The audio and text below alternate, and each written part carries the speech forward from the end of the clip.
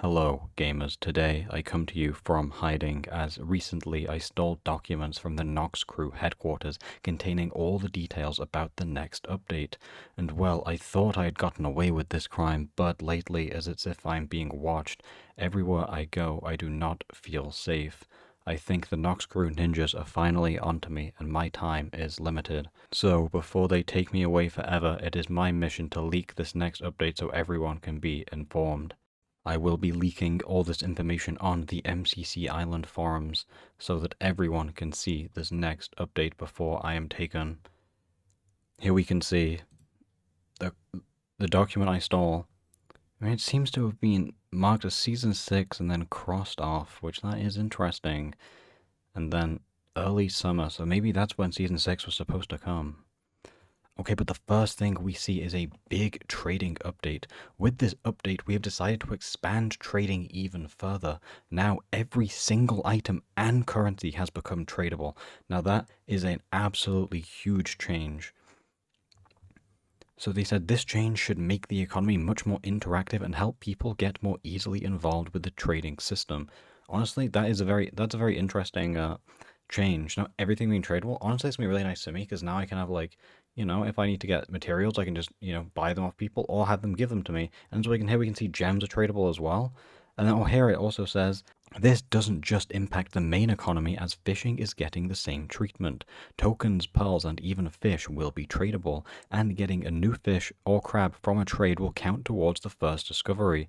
Now fishing can be maxed with the power of friendship.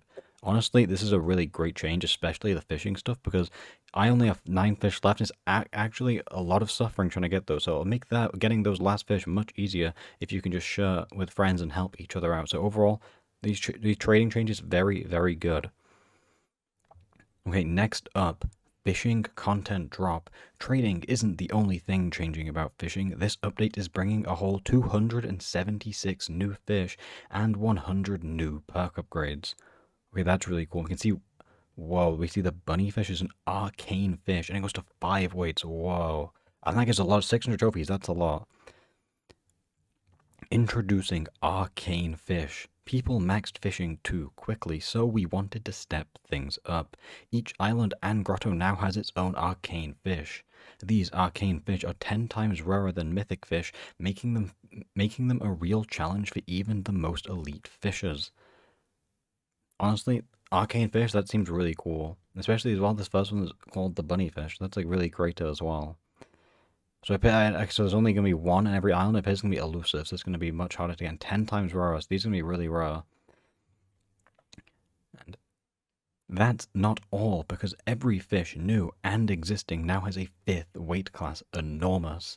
Fish of this weight boast 5 stars and are thus 5 times rarer than gargantuan fish. Okay, so this is going to make maxing fishing much, much harder, as the arcane is going to be 10 times more rare, and then enormous is going to be 5 times more rare than gargantuan, and getting both of those together. So that's going to mean fishing has a lot of content for ages. And also, not just the arcane fish, every fish is now going up to enormous. So the existing mythic gargantuans that people struggled with are going to be even harder. So that's going to make fishing have a lot more content in the long term, so that honestly seems like a really good change. Oh, we can see perks are going higher now as well. It's really cool. It's not just fish that are evolving, perks are receiving an upgrade too. More specifically, all hook, magnet, rod, and pot perks will have the maximum level increased by 5. This should make getting those new, enormous arcane fish a little bit easier. Honestly, that's really nice. Because they're making it much harder, so giving us a few extra perk upgrades that's a great change. And then these changes bring a load of new angler trophies, pushing the max fishing level even higher. I mean, yeah, obviously more new fish, more perk levels, I mean more trophies. We're going to actually be able to finally see fishing level 80 possible with this update. That's going to be a really great change. And then they say fishing isn't finished yet. The team is harder to work on finishing the next climates, but hopefully this update is enough content until then. I mean, yeah, for sure. That's going to add so much content to fishing, it's going to make it take like another couple of years for people to max out again. So that honestly is a very great change. Next up, we have Crown Fishing and Style Level Rework. We know we said that another Crown level rework wouldn't come, but after receiving lots of feedback from many different players, we have decided that this rework is necessary. Okay, so we can see it looks pretty much the same, but actually, ooh, level 50, the orange crown is now removed, and the maximum is down to crown level 90, which is this really cool, which means I'm going to be pushed up now to this really cool crown at level 70. Very simply, the current crown level 50 orange crown has been removed. Crown 60 through 100 have had their requirement lowered by 10 levels to accommodate for this change. After receiving many complaints about the orange crown being too ugly and a significant downgrade to the amazing purple crown, we decided it was best to remove it entirely. And then this same change is reflected in fishing style and faction prestige levels. Now, you know me, Orange Crown, I hate, we skipped Orange Crown, and then we skipped the Fishing Crown, so this change, removing it completely, honestly, is so good, especially for new players. They don't have to suffer with this, and it won't be necessary to skip over Orange Crown if you just want to avoid it. Now you can skip the ugliest thing, like anyone can skip it, which is honestly a great change. This update so far is all completely amazing. Okay, now we have rank changes. Teleporting, switching instances, and joining games now has a short cooldown. It is always good to go outside and touch grass, so this change should help encourage that. Okay, we can see here, yeah, you can't teleport for the 1 hour, 58 minutes, 27 seconds. And then it mentions the web store. Okay, so if you think it's too long, not to fear, as this cooldown can be made even shorter with ranks. So you can see, okay, the default one is 2 hours, then champ is 1 hour, and then what I have, okay, I have grand champ for 5 minutes, and then creating a contestant 1 second. Okay, well, the moderators not going to have a higher increase, which is interesting. Okay, so they said, we felt it was important to give an increased cooldown to our team and moderators so they don't get too distracted playing games. Honestly, that's very fair. You don't want them playing too many games. You want to actually, moderate the server and, actually update the server. So that is honestly very nice of them and to consider. MCC Plus was feeling left out, so we decided to rework how it evolves over time. Now, every day you have MCC Plus, you gain an extra plus added to your name, a very stylish way to show off your support. Or you can see here as well, this looked really cool, this way you can actually flex wheel properly. I've had MCC Plus for 5 million days, and it looks like you have 5 million in the chat. So this is a change I'm very happy about. Okay, next up we have game changes and new badges. This update brings a lot of improvements to some of the mini-games as well. Affecting all games is an update to badges. All existing badges will have the maximum level increase from tier 7 to tier 10, and tier 10 to tier 15. This should allow for many more skill trophies to be obtained through playing your favorite game for the 10 millionth time. Not only this, but a whole bunch of new badges will be finding their way to the island as well. We don't want to spoil them all now, but we will show one of the more simpler badges added. And this badge is the Ultimate Untouched Savior Ace from a Far 10. Personally eliminate all 4 members of all opposing teams while being the only one to deal damage after all your teammates have been eliminated each round using only ranged weapons, while you have the blindness, invisibility, and levitation effects, without being personally hit during any round for 10,000 games of BattleBox in a row without playing in a party. Oh, and this gives 2,500 trophies. Honestly, that's a lot of trophies. This badge is really easy, right? I feel like it's not that hard, especially for a tier 10, and it's giving 2,500 trophies. Honestly, there's a lot of badges like this, and a whole bunch of one-times to all the other game modes. This is going to be a really nice update. I've wanted a badge update for a long time, so I'm very happy to see us getting that. But I'm a little disappointed that the badge feels a little bit too easy, Like, I feel like you would kind of get this without trying, but it's better than nothing for sure. Okay, next up is to get to the other side. This update is already very big, and here comes TGTTOS to make things even bigger and smaller. This update brings 2 new modifiers, Super Size and Teeny Tiny. These modifiers will change the size of every player, either being twice as large or twice as small. This will help breathe new life into the maps we know and love. Or hate, in Canyon's case. Well, you can see here this is super cool. So on the left, this must be the super big. You can see coming out the water, they look really big. And then you can't really tell too much on the Las Vegas clip. They do look a little bit small. So I'm guessing this is 1 block tall, which is going to, honestly, being like double the size and then half the size in certain maps, that's going to make it so much more fun. I'll probably change out the routes slightly and add a bunch of interesting dynamics. I feel like the teeny tiny won't be as too different. Maybe there's a couple like holes you can run through, but then them being a lot bigger, that's probably going to change the game a lot more. Okay, and then also, the 1 life modifier will be receiving a small rework. Instead of preventing respawning during the round you died, dying will now ban you from the entire server for 24 hours. Okay, so that's really interesting. Okay, so this aims to make 1 life feel more threatening and give you a chance to remove any griefers from the lobby for the rest of the day.